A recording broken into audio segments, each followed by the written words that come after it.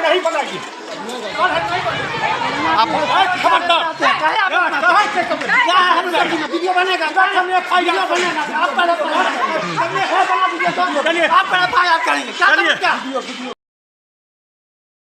नमस्कार, मैं हूं पल्लवी राय और आप देख रहे हैं भारत एक नई सोच। अभी कल ही बेगूसराय में एक घटना हुई जिसको लेकर हम लोग आपस में ऑफ कैमरा बात कर रहे थे।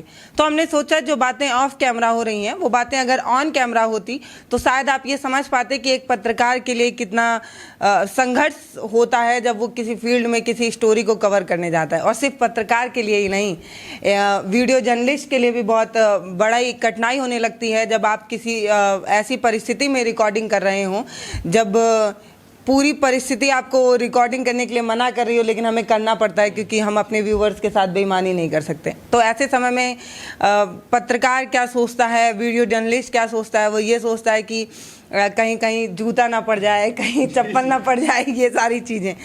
तो अभी हम आपको इंट्रोडक्शन दे देते हैं। ये जितेश हैं जो आपको ऑन स्क्रीन कई बार नज़र आते होंगे, कई वीडियोस बनाते नज़र आते होंगे और कैमरे के पीछे जो सबसे बड़ा रोल प्ले करते हैं उनके बारे में तो कभी बात ही नहीं होती है ना। तो आप अपना परिचय दे दिए अपने अंदाज में, ताकि जितेश का तो लोग देख ही लेते हैं, हमेशा बोलते हैं जितेश, मैं जितेश सिंह चौहान और आप देख रहे हैं भारत एक नई सोच। तो आप अपना परिचय दें, ये मौका मैं आपको दे रही हूँ। जी नमस्कार, मैं उज्ज्वल भारत एक नई सोच से वीडियो जर्नलिस्ट हूँ यहाँ पे। और मुझे यहाँ पे लगभग 2 महीने कंप्लीट हो गए हैं काम करते हुए। अक्सर हमारे जो जितेश भैया हैं वही कैमरे में आते हैं, क्योंकि मैं वीडियो जर्नलिस्ट हूँ तो इस वजह से मैं कैमरे में नहीं आ पाता हूँ। लेकिन एक तरह से देखा जाए तो फील्ड में दोनों लोग की जो भूमिका होती है वो कहीं ना कहीं एक समान रूप से दोनों लोगों की भूमिका होती है, क्योंकि जितना उनका अहम रोल है उतना ही सेम हमारा भी रोल है। तो दोनों लोग मिलकर और फील्ड की एक एक रिपोर्ट आप तक पहुंचाते हैं। बिल्कुल। और आप ऐसे समझिए कि एक एंकर जब बोल रहा होता है, वो एक स्टोरी बयां कर रहा होता है, तो एक वीडियो जर्नलिस्ट उस स्टोरी की आत्मा बना रहा होता है। वो विजुअल जो कैमरे में लेता है, अगर वो ठीक तरीके से ना ले तो एक एंकर कितनी भी उसमें कोशिश कर ले, कितना भी इफेक्ट डाले, लेकिन वो मजेदार नहीं होगा। लेकिन हमेशा वाहवाही होती है एक एंकर की, हमेशा वाहवाही तारीफ की जाती है। तो आज उज्ज्वल का एक प्रोत्साहन भी हम कर रहे हैं कि हमारी जितनी अच्छी स्टोरीज तैयार होती हैं उसमें उज्ज्वल का बड़ा रोल होता है। तो जितेश ये बताइए, अभी पिछले दिनों से 2-3 दिनों से आप लगातार स्कूल कवर कर रहे हैं, तो किस तरीके की समस्या देखते हैं? क्या लगता है आपको कि मतलब कुछ एक स्थितियां सुधर जाए तब एक एंकर और अच्छे से बात कर पाएगा? क्या लगता है आपको? सबसे पहले तो पल्लवी जी, मुझे ये लगता है कि कुछ विद्यालय में जैसे हम जाते हैं तो अवस्थित चीज़ें नज़र आती हैं, किसी में बाउंड्री वॉल नहीं होती है। कुछ विद्यालय के अंदर जो प्रधानाचार्य हैं बहुत ही अच्छे स्वभाव के मिलते हैं और वो पूरा सपोर्ट करते हैं। उनका ये कहना होता है कि आप मीडिया जगत से आए हैं, पत्रकार हैं और लोकतंत्र के चौथे स्तंभ हैं, तो आपका स्वागत है।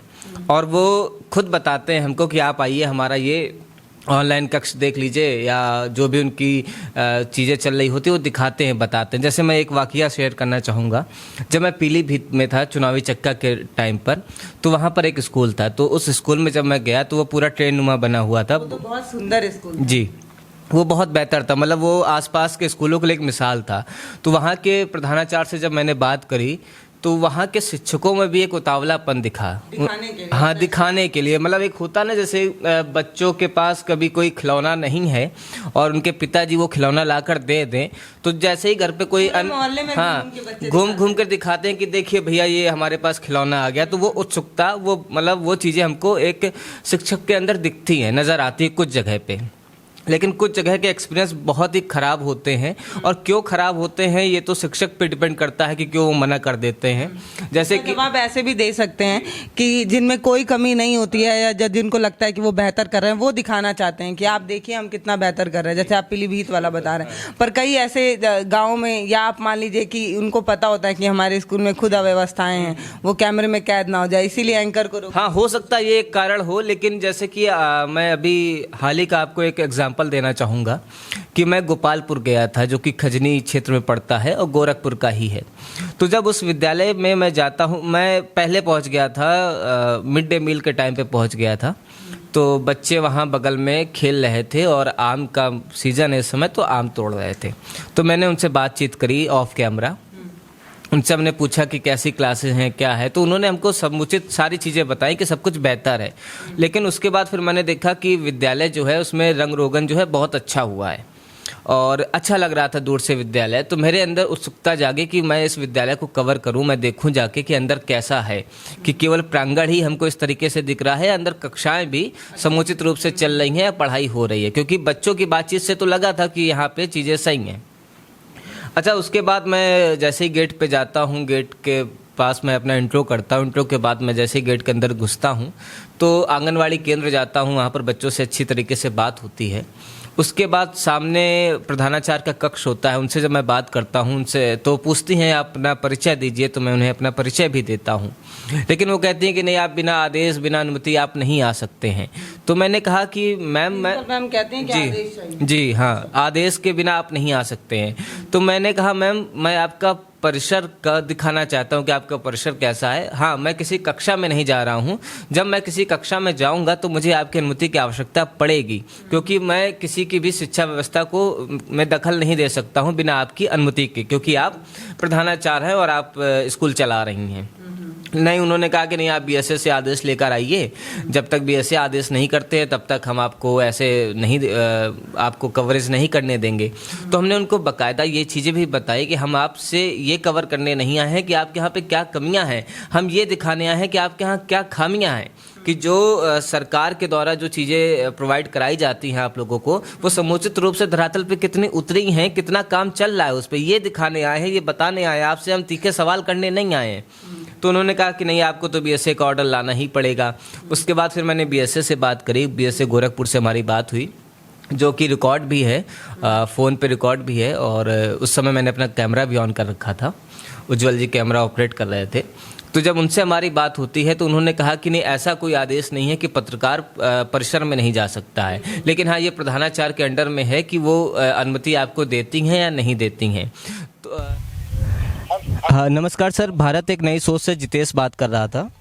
जी बता। सर, मैं गोपालपुर के एक प्राथमिक विद्यालय में आया था, तो मुझे आपसे एक जानकारी चाहिए थी कि विद्यालय परिसर में क्या पत्रकार को प्रधानाचार्य की इजाज़त लेनी जरूरी है? किसी भी व्यक्ति को प्रधानाचार्य की इजाजत के बिना परिसर में घुसना नहीं चाहिए।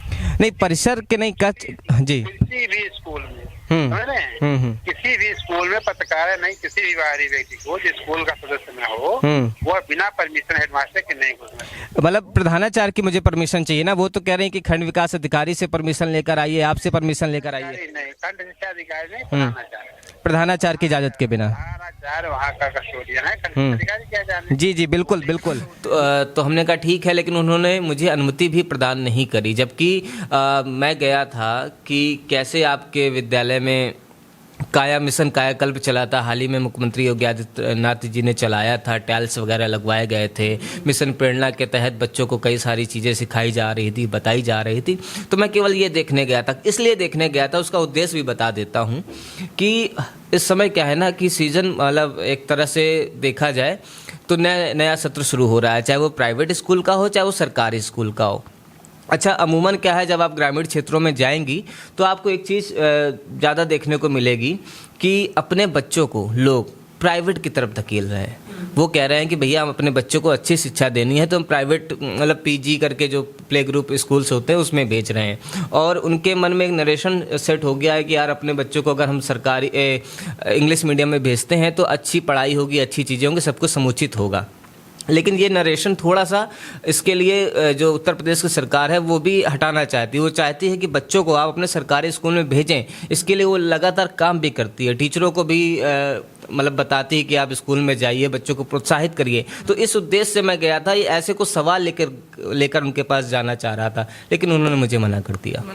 जी उज्ज्वल, आप कैमरे पे कैमरा ऑपरेट कर रहे थे, आप मुझे ये बताइए कि जब कभी ऐसी परिस्थिति आती है जब सारे टीचर्स एक तरफा हो जाए कि नहीं आपको नहीं दिखाना है, नहीं आपको नहीं दिखाना है, फिर किस तरीके की चिंताएं होती हैं? क्योंकि एक एंकर जो है वो तो ऑन कैमरा होता है, वो टीचरों से एक बज्झक करता है। आप दिमाग में क्या चलता है कि कैमरा बंद करना है कि चालू रखना है?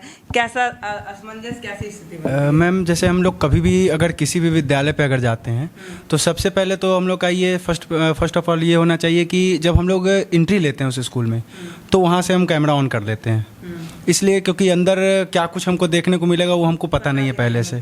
तो इस वजह से पहले से ऑन करके, और उसके बाद अगर अभी ऐसी सिचुएशन आती है, कभी ऐसी स्थिति आती है तो उस सिचुएशन में पूरा कोशिश यही रहता है कि लास्ट तक, जब तक मतलब हाँ बाहर ना निकल जाए तब तक मेरा कैमरा ऑन रहना चाहिए। ये ऐसा डर की वजह से या ऐसे नहीं, ये अपने अंदर कॉन्फिडेंस होता है हम लोग कि आए हैं तो पूरा कवर करके जाना है। पर मुझे तो ऐसा नहीं लगता, क्योंकि जिस तरीके से अभी बेगूसराय की एक घटना हुई, एक पत्रकार जो है वो मिड डे मील दिखाने गए थे तो उन पर धक्का मुक्की हुई। एक पत्रकार कभी नून रोटी दिखा रहे थे, उन पर ऐसी कार्रवाई हो गई। तो मतलब जब एक वीडियो जर्नलिस्ट या एक जर्नलिस्ट जब इन सारी चीज़ों को देखता है तो उसको लगता है कि शायद ये इतना भी सेफ नहीं है। तो मैम ये सब उन्हीं विद्यालयों पे आपको देखने को मिलेगा जो कि छुपा के रखते हैं, और वो कोई भी ऐसा व्यक्ति हो जो मतलब ऐसा काम कर रहा तो वो चाहेगा नहीं कि कोई भी मतलब समाज में उसका ये मतलब पता चले, किसी को भी समाज में किसी भी लोग को कि हाँ वाकई में यहाँ पे ऐसा परिस्थिति चल रहा है। और पत्रकार का काम ही होता है कि जो भी समाज में हमारी बुराइयाँ हैं उनको हम दिखाएं। तो कोई नहीं चाहेगा कि ये कोई पत्रकार दिखाए, इस वजह से थोड़ा सा विरोध जरूर होता है, हर जगह होता है जहाँ भी अगर इस तरह की घटनाएं हो रही हो तो। अच्छा जितेश, मुझे ये बताओ, जैसे कि हम जब देखते हैं ऐसी वीडियोस वगैरह देखते हैं तब क्या लगता है, क्योंकि एक टीचर भी वो सारी व्यवस्थाएं सही नहीं कर सकता है एक स्कूल की। उनके पास भी अब बच्चों को ड्रेस खरीद के नहीं देंगे, वो अब सीधे पेरेंट्स के अकाउंट में आने लगा है। तो ऐसे भी कभी कभी ऐसा होता है कि टंकी फूट गई है या कुछ ऐसा है तो वो प्रधान को ही बोल सकते हैं, कोई टीचर अपने आप से पैसा दे के नहीं सही कराता है। फिर क्यों इतना टीचर्स डलते हैं कि कोई पत्रकार आके ये ना दिखा दे कि शौचालय खराब है, कोई ये ना बता दे कि बच्चे ड्रेस में नहीं है। अब जबकि ये टीचर का ये काम भी नहीं होता है, फिर क्या लगता है क्यों टीचर इतना डरते हैं? उनको तो और समस्याएं खुल के बतानी चाहिए कि हमारा ये प्लेटफॉर्म ऐसा होता है कि हम एक जनसंचार करते हैं, हम लोगों को बताते हैं कि आपके समाज में जो बच्चे, आपके ही बच्चे जो पढ़ने जा रहे हैं, उनको इस तरीके की समस्याएं हैं, इस तरह से दबाव भी पड़ता है सरकार को। तो क्यों टीचर्स खुल के हम लोगों को नहीं बताते हैं, जबकि उन्हें मुझे लगता है बताना चाहिए, हमें बताना चाहिए। हाँ बिल्कुल सही कह रही हैं आप। कुछ जगह पे होता क्या है कि एनजीओ के माध्यम से मिड डे मील का खाना बांटा जाता है, और कुछ जगह पर प्रधानाचार्य के अंडर में चीज़ें होती हैं और प्रधान के अंडर में चीज़ें होती हैं। तो कहीं ना कहीं कुछ तो कमी रहती है। अगर कमी ना हो तो फिर ये शिक्षक हम लोगों को या पत्रकार को विद्यालय आने से क्यों रोकें? उन्हें कहीं ना कहीं तो डर रहता है कि यार इसमें कुछ गलत है, या जैसे कि दाल है, दाल पता लगता है जब आप कैमरे पे रिकॉर्ड कर रहा होता है पानी होता है, तो भाई ये पानी क्यों है? जबकि सरकार की तरफ से आप कभी भी कोई भी, चाहे वो आप स्कूल उठा के देख लीजिए या फिर गांव ग्रामों की सड़कें उठा के देख लीजिए, जब पैसा पास होता है ना तो पूरा पास होता है। मतलब उनके पास एक अच्छी सड़क के लिए पास होता है, लेकिन उसकी गुणवत्ता जो है वो कम कर दी जाती है। तो यही चीज़ यहाँ पर भी लागू होती है। यहाँ पर गुणवत्ता को वो कम कर देते हैं, गुणवत्ता में कमी कर देते हैं। शायद यही कारण है कि शिक्षक जो है वो डरते हैं, मन में चोर होता है या उन्होंने चोरी की होती है। जी बिल्कुल बिल्कुल। नहीं तो एक चीज़ और मैं पूछना चाहूँगी, क्या ऐसा लगता है एक तरफा ही बात ना करें, हमेशा टीचरों पर ही सवाल ना करें? मुझे बताइए, आजकल आप भी सोशल मीडिया चला रहे हैं, यूट्यूब पे आप भी वीडियोस वगैरह देखते हैं, अब तो बहुत ऐसे चैनल हैं जो स्कूल पे ही ज़्यादा बना रहे हैं। तो क्या आपको क्या लगता है कि कुछ ऐसे पत्रकार होते हैं जो जानबूझ के ऐसे सवाल स्टार्ट करते हैं कि टीचर भड़क जाए, या हम शालीनता से भी समस्याएं दिखा सकते हैं? क्योंकि मुझे ये लगता है कि हमारा काम स्कूल में सब कुछ सुचारू करना नहीं, और ना हम कर सकते हैं। हमारे पास इतना बजट नहीं है कि हम बिल्डिंग बनवा देंगे, हमारे पास इतना बजट नहीं है कि हम शौचालय सही करवा देंगे, हम सिर्फ समस्या दिखा सकते हैं। तो आपको क्या लगता है कि कुछ एक पत्रकार होते हैं जानबूझ के कुछ हू हल्ला खड़ा करते हैं, कुछ टीचरों को जानबूझ के अभद्र बोलना स्टार्ट कर देते हैं कि आपके बच्चे क्यों नहीं पढ़ने इसमें आ रहे हैं या कुछ ऐसा? तो आपको क्या लगता है कि मतलब ये एक टीआरपी का चेन होता है, कैसा क्या लगता है? मतलब देखिए, पत्रकारिता का भी अपना एक स्तर होता है, और जितनी पत्रकारिता मुझे जो समझ है कि शालीनता से अगर करी जा सकती है, सवाल में अगर आपके दम है तो पत्रकारिता शालीनता के साथ भी की जा सकती है। तो आजकल लोग लेकिन लोग कर नहीं रहे ऐसा। कुछ वीडियोस हमने देखे हैं, तो लोग जाते हैं स्कूल के अंदर, जाते हैं शिक्षकों से बात करते हैं, उसके बाद उनसे शिक्षकों से मतलब सवाल ये करते हैं कि भारत की राजधानी कहाँ है या वगैरह वगैरह कुछ। अच्छा, कभी कभी क्या होता है जब माइक सामने होता है, हमारी तो आदत है क्योंकि हम तो पत्रकार हैं, हम तो माइक के सामने बोल लेते हैं, बोलना जानते हैं, लेकिन सामने वाले की आदत नहीं होती है, तो वो हतप्रभ हो जाता है। उसको थोड़ा सा या कहें कि वो कमज़ोर हो जाता है, उसको नहीं समझ में आता, कि डर सा हो जाता है कि क्या बोले क्या नहीं बोले। इसके अलावा बच्चों से प्रश्न ऐसे पूछ देते हैं कि आप बताइए। एक मुझे इस समय वीडियो नहीं याद आ रहा है, लेकिन मैंने एक वीडियो देखा था बहुत पहले, जहाँ पर एक पत्रकार ने सवाल ये किया टीचर से कि आगरा का ताजमहल कहाँ स्थित है। ऐसा होता है बहुत। तो अब ये नहीं समझ में आया कि टीचर उसका जवाब क्या दे। मतलब आप पॉइंट भी बता रहे हैं कि आगरा का ताजमहल कहाँ स्थित है और सवाल भी कर रहे हैं, और चूंकि वो टीचर जो थी वो ग्रामीण प्रवेश से थी, या मुझे आंगनवाड़ी की सहायिका थी शायद, वो डर गए, उन्होंने जवाब नहीं दिया। तो ये मुझे ऐसा लगता है कि जब आप क्लास में एंट्री कर रहे होते हैं तो आप जो शिक्षक पढ़ा रहा है ना, उसके ऊपर आप छोड़ दीजिए। अगर वो नियुक्त हुआ है तो बच्चों को पढ़ाने के लिए नियुक्त हुआ है, आप उसके होम नहीं उनसे सवाल मत करिए। मतलब मेरा ये कहना है, आप उनकी कॉपियाँ चेक कर लीजिए, आप उनके सवाल जो वो पढ़ा रही हैं पिछले 5 दिन का 6 दिन का ब्यौरा चेक कर लीजिए, लेकिन आप ऊट पटांग के सवाल क्यों पूछ रहे हैं बच्चों से या टीचर से? मुझे तो लगता है कि टीचरों से भी पूछना चाहिए, इसलिए क्योंकि मैं अपना एक किस्सा सुनाती हूँ। जब अपना चैनल एकदम शुरू हुआ था, तब हम एक स्कूल में गए थे, ऐसे ही चले गए थे। 15 अगस्त या 26 जनवरी कुछ पास में था, तो हम गए थे देखने के लिए कि कैसे तैयारियां होती हैं सरकारी स्कूल में, बच्चों को कैसे कैसे तैयार किया जाता है सांस्कृतिक कार्यक्रम के लिए। तो बस एक मजाक में या ऐसे ही उत्सुकता के लिए मैंने पूछा, ये बताइए कि 15 अगस्त और 26 जनवरी में अंतर क्या होता है? ये कोई ऐसा सवाल नहीं था जिसके लिए आपको डिग्री लेके आने की ज़रूरत हो। उन्होंने कहा देश आज़ाद हुआ था। मैंने पूछा 15 अगस्त को या 26 जनवरी को? कह रही हैं दोनों में। मैंने कहा देश दो बार आज़ाद हो गया। जैसे एक होता है ना, हमारे चैनल पे वो वीडियो भी है बहुत पहले का है। तो मुझे लगता है कि कुछ ऐसे बेसिक सवाल तो पूछे ही जा सकते हैं। कह सकते हैं कि बेसिक सवाल पता होने चाहिए, लेकिन अब ऐसा सवाल ना हो कि आगरा में ताजमहल। मुझे ऐसा लगता है कि अब गणित जो पढ़ाते हैं टीचर, उनसे आप पहाड़े के अलावा कुछ और पूछ रही हैं, या आप कह सकते हैं बेसिक सवाल कि उत्तर प्रदेश के मुख्यमंत्री कौन हैं, ये सारे सवाल हो बेसिक हैं। आप ये कहना चाह रहे हैं कि अगर कोई गणित पढ़ाने के लिए टीचर नियुक्त हुआ है तो उससे गणित का सवाल होना चाहिए, ना कि सामान्य ज्ञान। हाँ, ना कि सामान्य ज्ञान का। हो सकता है कि हम अखबार पढ़ रहे हैं, सामने वाले ने अखबार ना पढ़ा हो सकता है उसकी उसमें रुचि ना हो, वो अपना गणित में अपना रुचि रखता हो, है ना। तो मुझे ऐसा लगता है कि ज़्यादा इस तरह के सवाल नहीं पूछने चाहिए।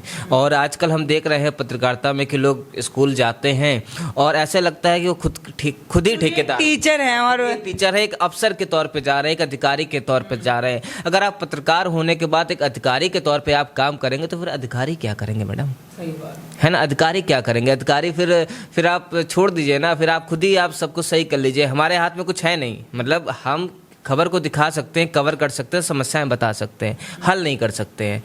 हल जनता के सवालों को हम रखते हैं, मतलब एक प्लेटफॉर्म है जहाँ पे जनता के सवालों को हम शिक्षक के सामने रखते हैं कि भाई ये सवाल है, आप उसका हमें आंसर दे दीजिए, है ना। हम ये थोड़ा कहते हैं कि नहीं हम इन समस्याओं को हल करेंगे और सवाल छोड़ देते हैं कि भाई ये दिक्कतें, इनको सरकार को ध्यान देना चाहिए। और सरकार तक जब वो चीज़ें पहुँचती है तो सरकार उस पर ध्यान भी देती है, ऐसा नहीं कि ध्यान नहीं देती है।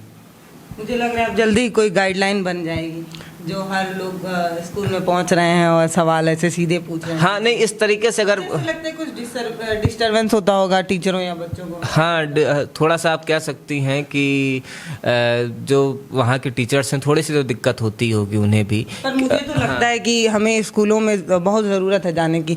अब एक किस्सा और सुनाती हूँ। एक स्कूल में मैं गई हुई थी। जब हम स्कूल में वहाँ पहुँचे तो करीब 11 बज रहा था और उस स्कूल में बच्चे तो आए हुए थे लेकिन एक भी टीचर नहीं थे। तो फिर जब हमारी बात होने लगी बच्चों से तो पता चला कि एक मुस्लिम टीचर है, वो नमाज पढ़ने गए हुए हैं, और एक सर जो है वो अपना बीपी नपवाने गए हुए हैं। और आधे घंटे 40 मिनट के आसपास हम घूमते रहे उस स्कूल में। ग्राउंड देखा हमने, शौचालय देखा, बच्चों से बात की। फिर उसके बाद वो टीचर कहीं से घूम घाम के पान वान खा के वापस आ रहे थे। फिर जब उनसे बात हुआ, फिर थोड़ी देर बाद वो मुस्लिम टीचर भी आए, नाम नहीं याद है इसलिए मैं कोट कर रही हूँ, धर्म, कोई सवाल भी कमेंट करने लगेंगे लोग। तो फिर उन्होंने कहा कि ये बताइए तब नमाज नहीं पढ़े? तो मतलब क्या लगता है कि एक ड्यूटी का पीरियड है, आप बच्चों का भविष्य बनाने आए। मैं आप किसी धर्म पे नहीं सवाल खड़ा कर रही हूँ।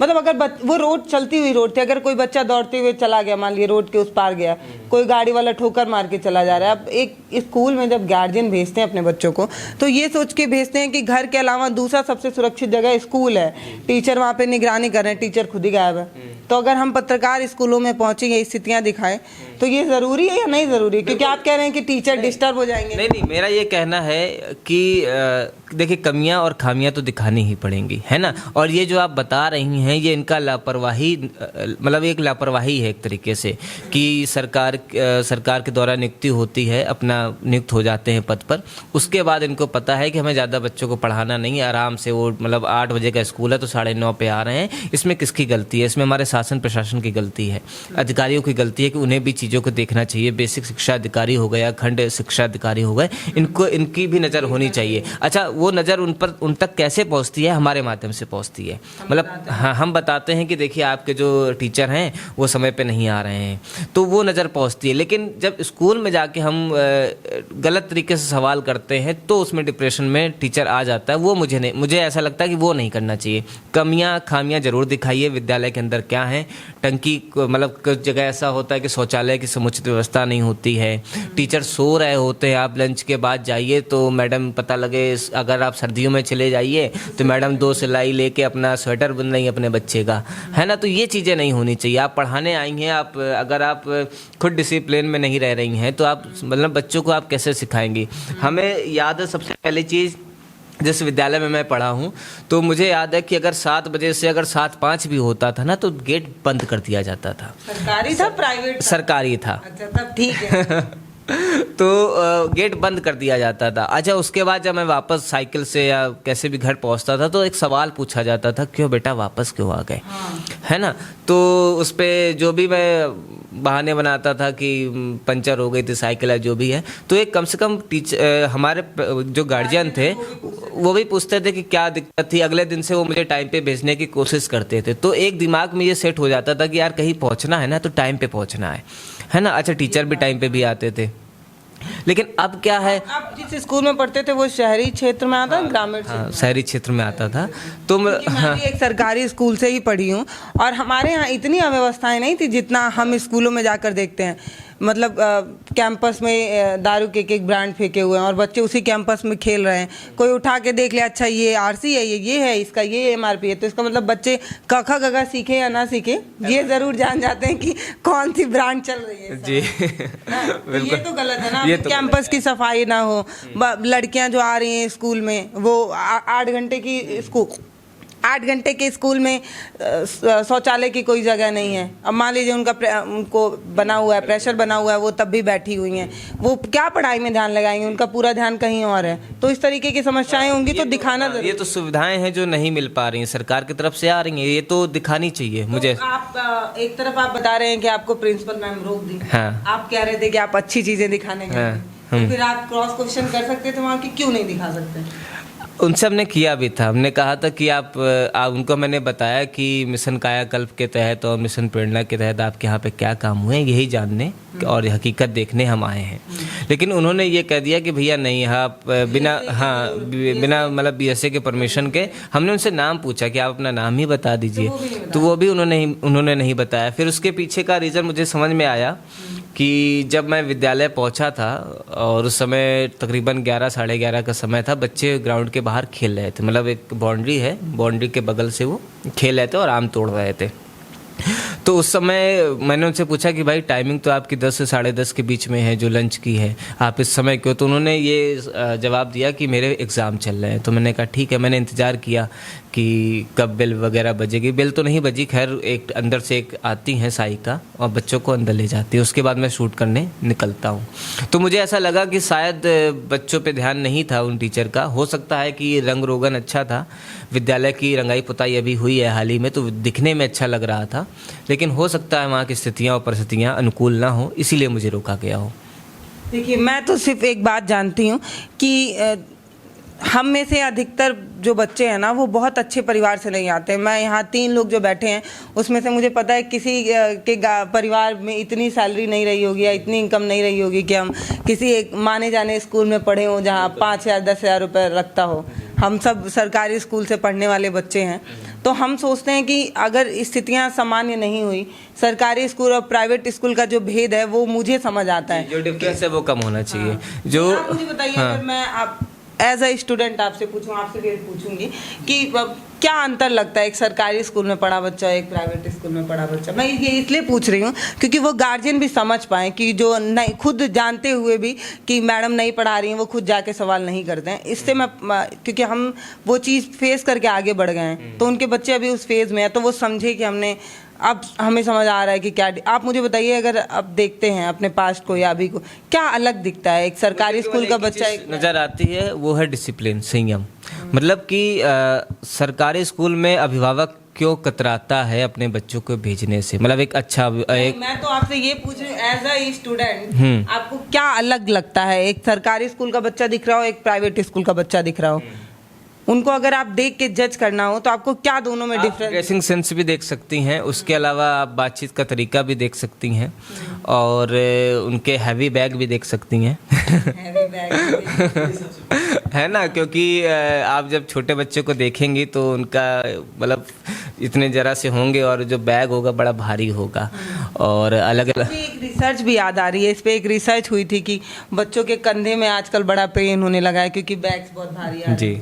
प्लेवे में भी पढ़ने जाइए तो 7-8 बुक हो जाती है, जबकि गांव के प्राइमरी स्कूल में बच्चे आज भी झोला लेके जाते हैं और एक किताब से ही काम चल रहा है, एक कॉपी से ही काम चल रहा है। तो ये शिक्षा व्यवस्था जैसी बना दी गई है उस हिसाब से चलती चली आ रही है ना। और मेरा ये भी कहना था कि एक जो डिफरेंस है सरकारी स्कूल और प्राइवेट स्कूल का, ये बहुत ज़्यादा बढ़ गया है। सरकार इस पे काम करती है, हमेशा काम करती है, ज़मीन पे नहीं दिखता है। आज भी आप ग्रामीण क्षेत्रों में जाएंगी तो जो आम तबका है ग्रामीण क्षेत्रों में, किसानों की भी अगर हम बात करें तो कुछ किसान ऐसे होते हैं जो संपन्न होते हैं, उनके पास खेती ज़्यादा होती है, तो वो एक बेहतर आय उनका होती है, तो वो अपने बच्चों को एक अच्छे स्कूल में भेजना चाहते हैं, या दाखिला दिलवाते हैं किसी प्राइवेट स्कूल में, और या तो कॉन्वेंट या इस तरीके के जो आसपास उनके होते हैं जहाँ बड़ी बड़ी बिल्डिंगें होती हैं और बड़ी बड़ी बसें खड़ी होती हैं। मतलब एक पॉइंट है, पॉइंट है, स्टेटस सिंबल बन गया है कि बड़ी सी बिल्डिंग है, पढ़ाई अच्छी होती होगी। अच्छा, वहाँ क्या होता है, बच्चे मतलब वो भेजते हैं इसमें उद्देश्य में कि हमारा बच्चा इंग्लिश वगैरह सीखेगा और चीज़ें बेहतर होंगी। अच्छा, उस प्राइवेट स्कूल में क्या होता है, उगाही बहुत ज़्यादा होती है, जरा सी कोई कुछ भी अगर एक्टिविटी करा रहे हैं तो 50 रुपये 100, मतलब एक्स्ट्रा फीस, दुनिया भर की चीज़ें, तो वो अफोर्ड कर लेते हैं, तो लोग उनको मतलब भेजते भी हैं। अच्छा जितेश, मुझे ये बताइए, जैसे कि मेरे यहाँ जितने भी और प्राइवेट स्कूल हैं उसमें इंटर या ग्रेजुएशन करने वाली बच्चियां जो है उसमें पढ़ाती हैं 6,000 8,000 रुपये में, और जबकि सरकारी स्कूल में आप जाकर किसी टीचर से डिग्री देख लें तो आपका सर चकरा जाएगा, इतनी अच्छी हैवी डिग्री, भारी वाली डिग्री है। फिर भी जो सरकारी स्कूल वाला बच्चा और जो प्राइवेट स्कूल वाला बच्चा है, दोनों की शिक्षा में बहुत अंतर होता है, जबकि टीचर कम शिक्षित होते हैं प्राइवेट स्कूलों में। क्या है अंतर, ऐसा क्यों है? जैसे मैंने पहले भी कहा कि डिसिप्लिन, मतलब एक चीज़ें होनी चाहिए। तो सरकारी स्कूल के बच्चे के पास ज़्यादा होना चाहिए क्योंकि हाँ बिल्कुल, बहुत ज़्यादा वो बीएड करके आए हैं जो सरकारी स्कूल में हैं, लेकिन उनके पास क्या है कि उनका समय पे ना आना, या एक रवैया है कि सरकारी नौकरी है मेरी, मुझे कुछ नहीं होगा, है ना। तो ये, हाँ, तो यही मैं मतलब कहना चाह रहा हूँ। अच्छा, प्राइवेट में क्या है, प्राइवेट में जो प्रधानाचार्य होते हैं या फिर जो प्रबंधक होते हैं प्राइवेट स्कूल के, उनको एक ये रहता है कि हमारे स्कूल में अगर पढ़ाई अच्छी होती है तो हमारी मार्केटिंग अच्छी होगी, मार्केट वैल्यू उनको क्रिएट करनी होती है, बनानी होती है, और उनका लक्ष्य हमेशा बड़ा रहता है कि अगर मैं मेरा स्कूल आज 10 गांव कवर कर रहा है तो कोशिश ये है कि अगले सत्र तक हम 20 गांव 50 गांव इस तरीके से कवर करें। मतलब ये प्राइवेट स्कूल का एक मोटिव होता है।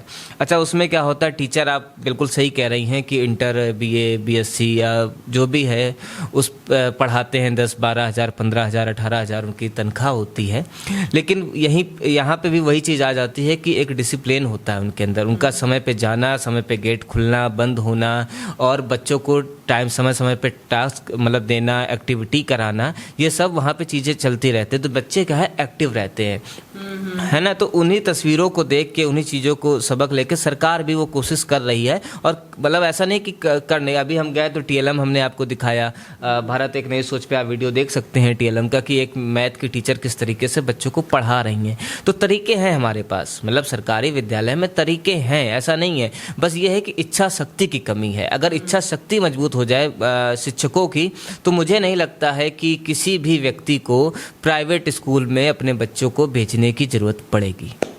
देखिए, इन्होंने बड़ी अच्छी बात बताई। इन्होंने बताया कि टीचर बड़े आलसी होते हैं, टीचर में वो पंक्चुअलिटी नहीं दिखती है, वो डिसिप्लिन नहीं दिखता है।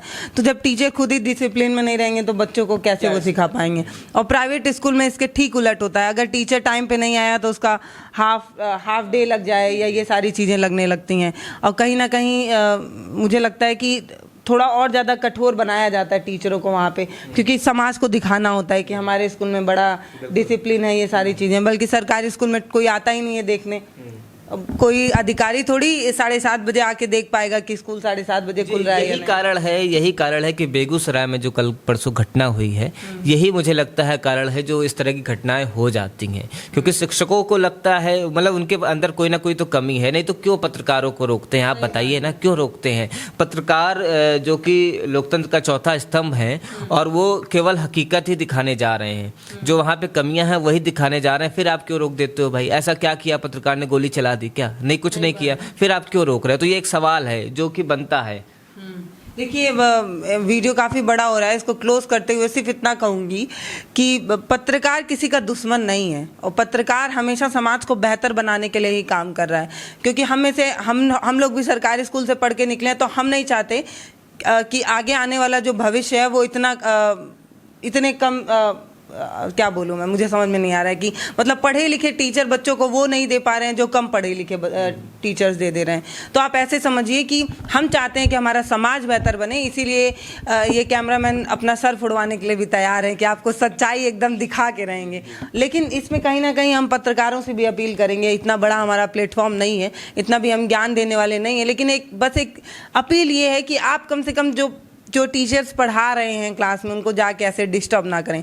ये ज़रूरी नहीं है कि हर चीज़ आपके दिमाग में हमेशा चढ़ी ही रहे। हमेशा अगर आपसे कोई, मान लिया आप कहीं ट्रैवल कर रहे हैं, कुछ भी करें, आपसे तुरंत आके कोई पूछे मुख्यमंत्री कौन है, तो कोई नहीं बता पाएगा। वैसे ही वो टीचर पढ़ा रहा है, आप उसको जाके बार बार उससे सवाल कर रहे हैं, उसको इरिटेट कर रहे हैं, नहीं करना चाहिए। आप भवन दिखाइए, आप भवन दिखा कर भी हम समाज के लिए एक बहुत हेल्प कर सकते हैं। हम दिखा सकते हैं कि ये जो बड़ी बड़ी बिल्डिंगें हमारे मोहल्ले में तैयार हो रही हैं, जिसमें ज़्यादा फीस ले रहे हैं, और वो जो मजदूर जो 300 रुपये कमाता है वो भी अपनी जेब काट के अपने बच्चों को प्राइवेट स्कूल में क्यों पढ़ाता है? क्योंकि उसको वो बिल्डिंग, खूबसूरत बिल्डिंग दिखती है और उसको लगता है कि कहीं मेरा बच्चा प्राइवेट स्कूल और गवर्नमेंट स्कूल का जो भेद है उसमें फंस ना जाए और वो अपने आप को कमज़ोर ना समझे। इसलिए मुझे लगता है कि लोग पेट काट काट के प्राइवेट स्कूल में पढ़ा रहे हैं। तो सरकार जब प्रयास कर रही है तो हम लोग बस थोड़ा उसको दिखाने की कोशिश करते हैं आप लोगों को। एक चीज़ और मैं जोड़ना चाहूँगा कि बिल्कुल मत शर्माएं आप। समाज में क्या हो गया है कि एक प्रथा सी बन गई है। जैसे पहले प्रथाएं होती थी, ऐसे इस वक्त भी प्रथाएं बन गई। प्रथा क्या है कि हमारे भैया जी का जो बेटा है वो प्राइवेट स्कूल में जा रहा है, बड़ा स्कूल अच्छा है, सब कुछ बेहतर है, हम उतना कमाते नहीं हैं, लेकिन इच्छा हमारी है प्राइवेट स्कूल में पढ़ाने की। अच्छा, पैसा कम है इसलिए हम सरकारी विद्यालय में बच्चों को भेज रहे हैं। तो ये जो एक माइंडसेट हो गया ना, इसको ख़त्म करना होगा। मुझे ऐसा लगता है अगर समाज में एक समानता और एक अच्छी चीज़ें लानी है तो ये भेद ख़त्म होना चाहिए। और जब हम अपने बच्चों को सरकारी स्कूल में भेजें तो एक हमको गर्व की अनुभूति होनी चाहिए कि हाँ, गर्व से कहिए हमारा बेटा सरकारी स्कूल में पढ़ता है। ये चीज़ तो और मुझे नहीं समझ में आती है कि पढ़ेंगे सब प्राइवेट में और नौकरी सबको सरकारी ही चाहिए। तो भैया हम सरकारी स्कूल में ही पढ़ के सरकारी नौकरी पाएंगे, ये भी तो हो सकता है। अच्छा, एक और बात मैं आप गार्जियन से भी अपील करूंगी कि जिनके बच्चे प्राइवेट स्कूल में पढ़ते हैं वो गार्जियन होमवर्क कराते हैं, वो गार्जियन हमेशा देखते रहते हैं, क्योंकि उनको 400, 600, 700 रुपये नज़र आता है कि हर महीने हम देते हैं। लेकिन जब आप सरकारी स्कूल में आपका बच्चा पढ़ता है तो आप उसका होमवर्क कभी नहीं देखते, आप कभी नहीं पूछते कि टीचर ने आज क्या होमवर्क दिया। जब आप पूछना स्टार्ट करेंगे, कभी कभी आप लोग स्कूल भी टहल आइए, कभी कभी स्कूल में भी जाके आप टीचर से पूछ सकते हैं। ये सारा जिम्मा एक पत्रकार का नहीं है कि वो हमेशा जाके किसी टीचर से सवाल करे। आप भी कर सकते हैं, हर वो इंसान कर सकता है जो टैक्स पेयर है, या हर वो इंसान, हर वो गार्जियन कर सकता है जिसका बच्चा उस स्कूल में पढ़ रहा है। अगर आपका बच्चा आके आपको बताता है कि मैम 8 बजे तक आती हैं, तो आप खुद जाके पूछिए कि आप क्यों लेट आ रही हैं, है ना?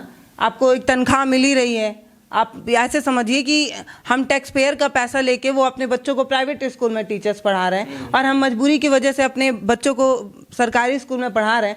इसके बाद भी हम सवाल ना करें, हम कहीं ना कहीं अपने बच्चों के साथ ही गलत कर रहे हैं। तो आप गार्जियन से विशेष अपील है, क्योंकि मुझे पता है कि मेरे अधिकतर दर्शक जो है वो गाँव से आते हैं। तो अगर आपको लगता है कि आपका बच्चा बेहतर पढ़े तो इसके लिए ज़रूरी नहीं है कि बच्चे को प्राइवेट स्कूल में पढ़ाएं, आप सरकारी में ही पढ़ाएं, लेकिन बार बार उसकी कॉपी चेक करें, उससे पूछें कि टीचर्स कैसा व्यवहार करते हैं आपके साथ, मिड डे मील में खाना कैसा बनता है। और अगर आपको कुछ भी गलत दिखे तो आप खुद जाके सवाल करिए।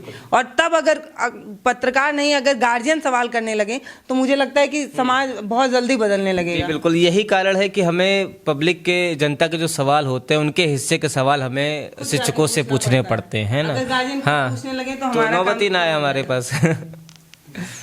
मैम एक चीज़ और बताना चाहेंगे, अभी आपने सरकारी स्कूल की बात की तो मैं बताना चाहूँगा कि मैं जब जितेश सर के साथ गया था यहाँ वीडियो शूट पे, तो एक गवर्नमेंट स्कूल ऐसा भी हमें मिला जहाँ पे एक आंगनवाड़ी की एक लड़की थी, बहुत छोटी सी लड़की थी, और उनसे जब सवाल किया गया तो उनका जो जवाब देने का तरीका था वो बहुत पसंद आया हमें, क्योंकि मैंने यही सोचा कि एक मतलब गवर्नमेंट स्कूल में पढ़ने वाली लड़की भी इस तरीके से, इस मतलब अदब में जवाब दे सकती है। जी, पहले अपना नाम तो बताइए हमें। नाम आपने बताया नहीं। श्रीमान जी, मेरा नाम है महक। महक, अच्छा, बड़े प्यार से कह रही हैं और अदब के साथ कह रही हैं, संस्कार के साथ कह रही हैं कि श्रीमान जी मेरा नाम है महक। तो ये बहुत अच्छा लगा कि बड़े अदब के साथ आप कह रही। किसने सिखाया बेटा ये? मैडम। अच्छा, पापा का नाम बताओ। पापा का नाम बता दीजिए। श्रीमान जी, मेरा पापा का नाम है रिंकू। अच्छा, क्या करते हैं पापा? अच्छा, नहीं, मम्मा का क्या नाम है? श्रीमान जी, मेरे मम्मी का नाम है सीमा। सीमा, क्या बात है, मतलब ये श्रीमान जी के साथ अदब के। हाँ हाँ, मैं चाहूँगा कि एक बार सर से पूछा जाए कि किस तरीके से उन्होंने जवाब। ये हम आपको वीडियो दिखाएंगे उसमें। मैं ये कह रही थी, ये तो हम आपको वीडियो में दिखाएंगे, आपको वीडियो देखना होगा। वो छोटी, एक बार उस वीडियो को जरूर दिखाया जाए इस वीडियो में, क्योंकि काफ़ी अच्छा लगा। और मतलब जैसे कि अभी आपने बताया कि एक शिक्षित समाज बनाने के लिए, तो अगर कुछ मतलब टीचर ऐसे भी होते हैं गवर्नमेंट स्कूल में, क्योंकि सारे गवर्नमेंट स्कूल को हम खराब नहीं कर सकते हैं, सारे को नहीं कर सकते हैं। कुछ टीचर ऐसे भी होते हैं, जैसे अभी 2 दिन पहले हमने एक गवर्नमेंट स्कूल का वीडियो शूट किया था, उसमें एक टीचर थे जो वो थे, उनको मतलब ब्लाइंड थे एकदम, मतलब उनको कुछ दिखता नहीं है, लेकिन फिर भी वो बच्चों को हिंदी की कविता पढ़ा रहे थे। और ये चीज़ काफ़ी अच्छा, हमारे पास हम वो वीडियो भी दिखाएंगे।